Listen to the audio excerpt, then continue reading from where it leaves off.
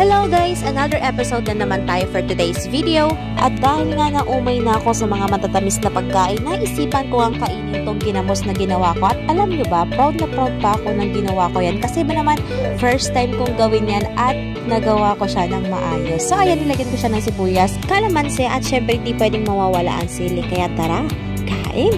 Pero syempre, hindi makukumpleto ang almusal natin kung walang mainit na kain. Parang ikaw, charis! At alam nyo ba, mas masarap din to kapag meron kayong kamuting kahoy, saging, kamote na sinaing at isasawsaw nyo sa may siling. Nako, ang sarap niyan, promise. Kita mo, nabilookan tuloy ako, makapag-inom na nga. Puro kasi daldal, kaya kayo huwag kayo magdadaldal kapag kumakain kayo ha. Pero boring naman kung wala tong voice over, kaya itutuloy ko na lang. Bakit ko ba kasi ito ginagawa? Pagkahaba-haba, uubusan ako ng kwento. Bulungan nyo nga ako para may masabi naman ako dito.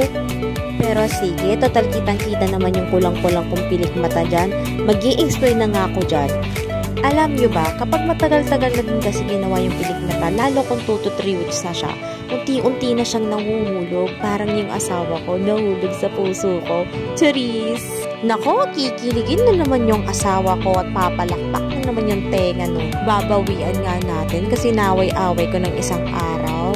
Baka ba sad boy si Kupal maghanap ng ibang iyaharap sa altar? I-recruit ko talaga yung pulong araw. So ayun na nga, ubos na yung pagkain ko. Tama na yung kwento. Kaya kung napanood mo tong video, mag-comment ka naman dyan at paki-like na rin to. At syempre, kung gusto mo pang mapanood ang mga susunod kong walang kwentang video, paki-follow naman ang page na Zelda at pa-share na din ang video na to. Thank you for watching. Bye!